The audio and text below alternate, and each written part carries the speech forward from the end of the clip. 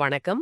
இன்னைக்கு நாம தியானம் பத்தி ஒரு கொஞ்சம் வித்தியாசமான ஒரு கோணத்துல பார்க்க போறோம். அதாவது மனசு அலைப்பாயுதே, அதை எப்படி நம்ம உடம்புக்குள்ளேயே கட்டுப்படுத்துறதுன்னு. ஆமா. இதுக்கு வள்ளலார் யோகசாலை சாது சிவராமன் அவர்களோட தியானம் 20ன்னு ஒரு யூடியூப் வீடியோ இருக்கு. அதிலிருந்து சில முக்கிய கருத்துக்களை நாம இப்ப அலச போறோம். அந்த வீடியோல ஒரு தேங்காய் உதாரணம் சொல்றாங்க இல்லையா? அது ரொம்ப சுவாரஸ்யமா இருந்துச்சு. ஆமாமா, அது வெறும் உதாரணம் இல்ல, ஒரு பெரிய தத்துவத்தையும் அது விளக்குது. முதல்ல பாருங்க, தமிழ்ல தென் இளங்காய்னா தண்ணி இல்லாதது, தேங்காய்னா தண்ணியோட இருக்கிறது, அப்புறம் முத்துனா தென்னம்பழம். ஆஹா, அந்த வார்த்தைகளிலேயே ஒரு ஆழம் இருக்கு. நிச்சயமா. அப்புறம் அந்த தேங்காய் நிலத்துல இருந்து தண்ணிய உறிஞ்சி ஒரு 1-2 லிட்டர் வரைக்கும் தேக்கி வைக்குது. ஓ, சரி. கொஞ்ச நாள்ல அந்த தண்ணி வத்தி உள்ள பருப்பாகுது இல்லையா? ஆமா. அந்த பருப்பை ஆட்டினா என்ன கிடைக்கும்? என்ன? சரி. என்ன? அந்த எண்ணெய ஒரு அகல் விளக்குல ஊத்தி திரி போட்டு ஏத்தினா ஒளி.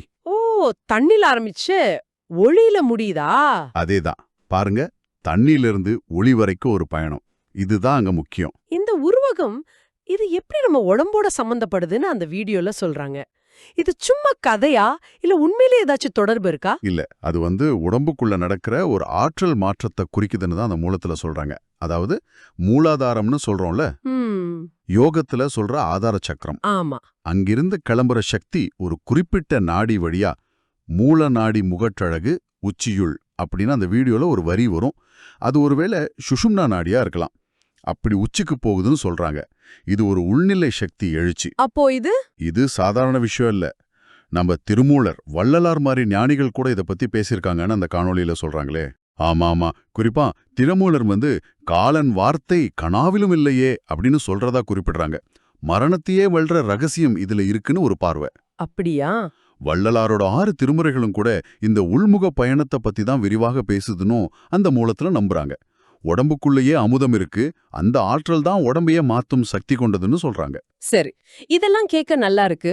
ஆனா நடைமுறையில நிறைய பேரு ஐயோ எனக்கு தியானமே வரமாட்டேங்குது, மனசு ஒரு இடத்துல நிக்கவே மாட்டேங்குது அப்படின்னு புலம்புறத கேக்குறோம் இல்லையா? ஆமாம். அவங்களுக்கு இந்த காணொளி சொல்ற பயிற்சி முறை என்ன? அதுதான் இங்க முக்கியமான டெக்னிக். மனசு அப்படியே அலைபாயும் போது அதை அடக்க நினைக்காம அதோட கவனத்தை உடம்புக்குள்ளேயே திருப்பணும். வெளியில போக விடாம உடம்புக்குள்ளேயே அதுக்கு ஒரு வேலை கொடுக்கணும். உடம்புக்குள்ளையா? எப்படிங்க? கொஞ்சம் புரியல. சொல்றேன். உங்க கவனத்தை முதல்ல உங்க கால் கட்டை விரல்ல நிறுத்துங்க. சரி. கட்டை விரல். அப்புறம் மெதுவா கணுக்காலுக்கு கொடுவாங்க. அப்புறம் முழங்கால், தொடை, அடிவயிறு, தொப்புள், மார்பு பகுதி, கழுத்து. ஓ, வரிசையா மேல வரணும். ஆமா. அப்புறம் காதோரம், புருவ மத்தி, கண்கள், வாய், நெற்றி, கடைசியா உச்சி. இப்படி உடம்போட ஒவ்வொரு பாகத்திலையும் மனச கொஞ்ச நேரம் நிறுத்தி நிறுத்தி நகர்த்திக்கிட்டே வரணும். ஆஹா, இது நல்லா இருக்கே. அப்போ மனச கண்ட்ரோல் பண்றதுக்கு பதிலா அதை டைவர்ட் பண்றோம். உடம்புக்குள்ளேயே அதுக்கு ஒரு டூர் மாதிரி. வள்ளலார் மனச பேய் குரங்குன்னு சொன்னது ஞாபகம் வருதே. அதேதான். அந்த குரங்கு தாவிக்கிட்டே இருக்கலாம், ஆனா கூண்ட விட்டு, அதாவது உடம்ப விட்டு வெளியே போகாம பாத்துக்கணும். புரியுது புரியுது. வள்ளலாரோட அந்த வரி கூட, ஆடாதீர், சற்றும் அசையாதீர், பொய் உலகை நம்பாதீர், வேறொன்றை நாடாதீர்னு சொல்றது. ஒரு வகையில வெளியில இருக்கிற உலகத்தை விட்டுட்டு உள்ள கவனம் செலுத்துங்கன்னு சொல்ற மாதிரி தான் இருக்குன்னு அந்த வீடியோல விளக்குறாங்க. அப்போ சுருக்கமா சொல்லணும்னா, எப்படி தேங்காய்க்குள்ள இருக்கிற அந்த நீர் கடைசியில ஒலியா மாறுச்சோ, அதே மாதிரி நம்ம மனசோட சிதற சக்திய இப்படி உடம்புக்குள்ளேயே ஒருமுகப்படுத்தி படிப்படியா நகர்த்தும் போது நமக்குள்ள இருக்கிற ஏதோ ஒரு ஆற்றல் வெளிப்படும், இல்லனா அது உருமாறும். இதுதானே மைய கருத்து. மிகச்சரியா சொன்னீங்க. அதுதான் அதோட சாரம். அந்த உருமாற்றத்துக்கான ஒரு நடைமுறை பயிற்சி தான் இந்த உடல் பாக கவனமுறை. இது மனசை அமைதிப்படுத்துறதோட இல்லாம உள்ள ஆற்றலை ஒருமுகப்படுத்தவும் உதவுற ஒரு நுட்பமா பார்க்கப்படுது.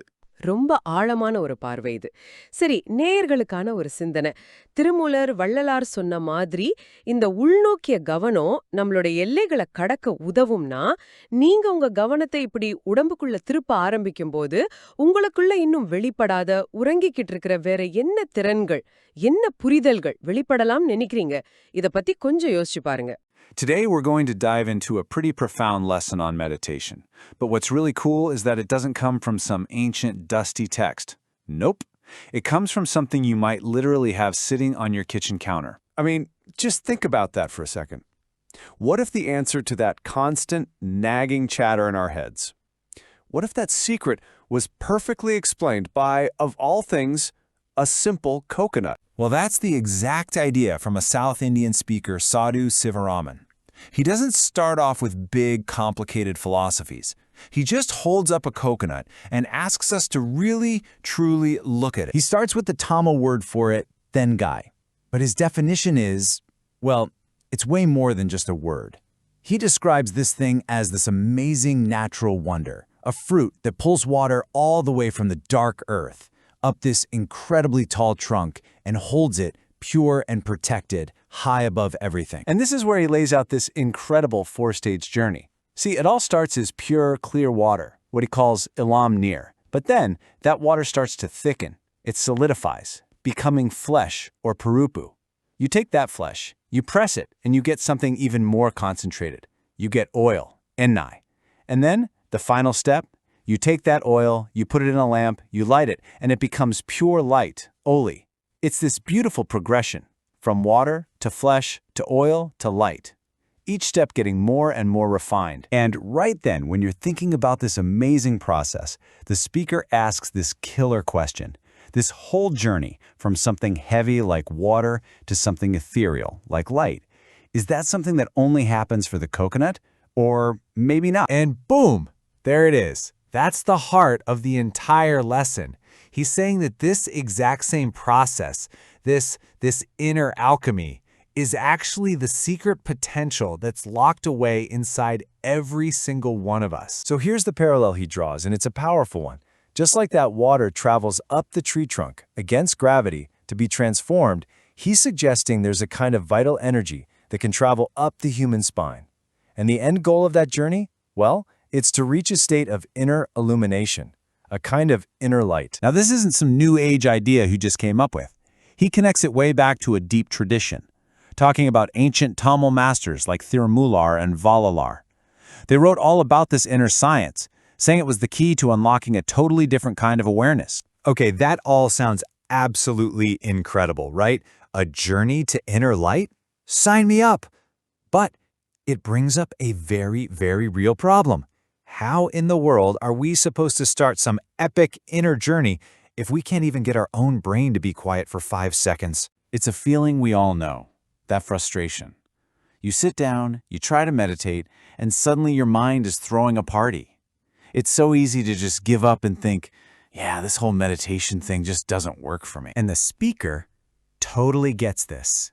In fact, he gives this jumpy, restless, chattering mind a name that is just so perfect you get it instantly.